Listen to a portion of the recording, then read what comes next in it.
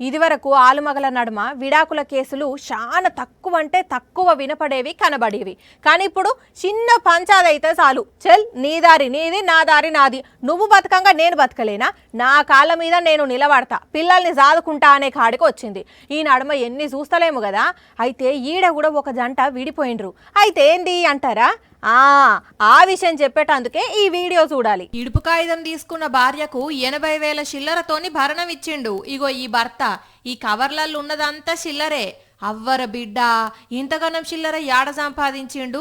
దేశంలో జనాల దగ్గర ఉన్న చిల్లరంతా ఈ అన్న దగ్గరనే ఉన్నట్టున్నది కదా.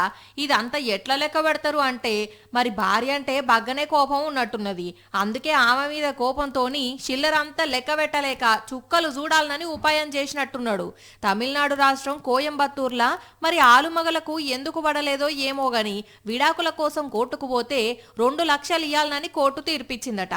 కారు తోలుకుంటా సార్, అన్ని పైసలు లేవు అంటే, అయితే ఇప్పుడు 80,000 ఇచ్చి తతిమ్మ పైసలు మళ్ళీ కిస్తీకి ఇవ్వమన్నాడట.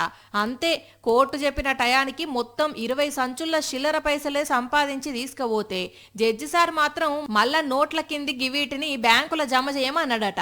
కానీ చూడుండ్రి అన్న ఎంత పని చేసిండో.